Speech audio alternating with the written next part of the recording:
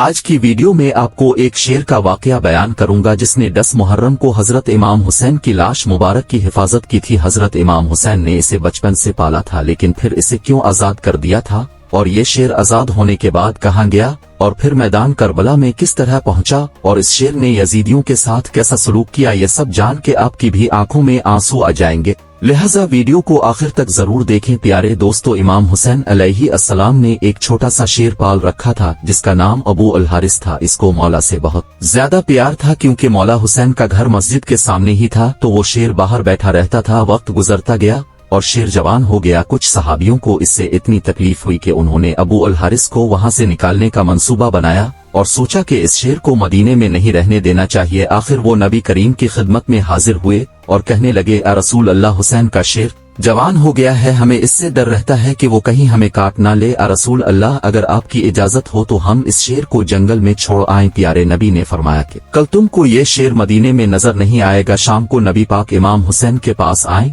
और उनको प्यार किया और फरमाया, बेटा हुसैन, तुम्हारा शेर बड़ा हो गया है। इमाम हुसैन मुस्कुराए और नाना जान की गर्दन में हाथ डालकर बोले, जी नाना जान, जैसे जैसे ये बड़ा होता जा रहा है मुझसे बहुत ज्यादा प्यार करता है और मेरे बगैर नहीं रहता। नबी पाक ने फरमाया, हुसैन बेटा, आपके नाना के सहाबी इससे डरते हैं, इससे वो नमाज के लिए नहीं आ रहे और उनको डर है कि ये शेर उनको कोई नुकसान ना पहुंचा दे। ए बेटा हुसैन, इसे हम आजाद ना कर दें। ये कहना था कि इतने बड़े बड़े आंसू इमाम हुसैन अलैहि अस्सलाम की आंखों से निकल आए, मगर इमाम ने मुस्कुराते हुए फरमाया कि नाना जान, आज का दिन निकाल लीजिए, कल अबू अल हारिस आपको नजर नहीं आएगा। नाना जान ने फरमाया कि आए बेटा हुसैन, आज के दिन क्या करोगे। इमाम हुसैन रोए और फरमाया, नाना जान देखिए, बाहर शाम हो गई है और ये वक्त किसी को घर से निकालने का नहीं है। नबी पाक ने मौला हुसैन को सीने से लगा लिया। जब मौला तहज्जुद के वक्त शेर को खुराक देने आए तो अबू अल हारिस ने कहा कि आए मौला, आज इतनी जल्दी। मौला ने सारी बात अबू अल हारिस को बताई। अबू अल हारिस ने कहा कि ठीक है मौला, मैं चला जाता हूं, पर एक शर्त है, दूसरी दफा मुलाकात हो। इमाम अलैहि अस्सलाम ने फरमाया कि ठीक है, तारीख याद रखो, 61 हिजरी 10 मुहर्रम अल हराम को मैदान करबला के टीले के पास से तुम्हें एक आवाज आएगी, बस इस आवाज पर चले आना और मुझसे मुलाकात हो जाएगी। अबू अल हारिस ने कहा कि आए मौला, मुझे आवाज कौन देगा, क्या आप दोगे। तो आपने फरमाया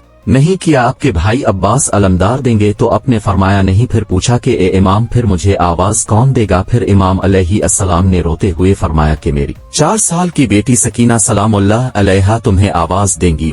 हमारी अम्मा फिजा सलामुल्लाह अलैहा आपको आवाज देंगी। प्यारे दोस्तों, आज भी करबला में वो मकाम मौजूद है जहां खड़े होकर बीबी फिजा सलामुल्लाह अलैहा ने अबू अल हारिस शेर को आवाज दी थी बरोज आशुरा के, जब बीबी फिजा सलामुल्लाह अलैहा ने अबू अल हारिस को आवाज दी कि आए अबू अल हारिस, जल्दी आ, मेरे बेटे की लाश पर घोड़े दौड़ रहे हैं। मगर हाय अफसोस के जब अबू अल हारिस करबला की सरजमीन पर पहुंचा तो इस वक्त इमाम अलैहि अस्सलाम की लाश मुबारक 7 हिस्सों में तकसीम हो चुकी थी। इदरीस बिन अब्दुल्ला कहते हैं कि जब इमाम हुसैन अलैहि अस्सलाम शहीद हो गए और उमर साद के लश्कर ने लाशा अक़दस को दोबारा पामाल करना चाहा तो बीबी फिजा ने जनाब ज़ैनब सलामुल्लाह अलैहा से कहा कि बीबी, एक रोज में समंदर में सफर कर रही थी, फिर मेरी कश्ती टूट गई और मैं एक जजीरे पर पहुंच गई। वहां पर एक शेर मेरे सामने आ गया। मैंने इससे कहा कि आए अबू अल हारिस, में रसूल खुदा सल्लल्लाहु अलैहि वसल्लम के कनीज हूं। जब इसने ये सुना तो वो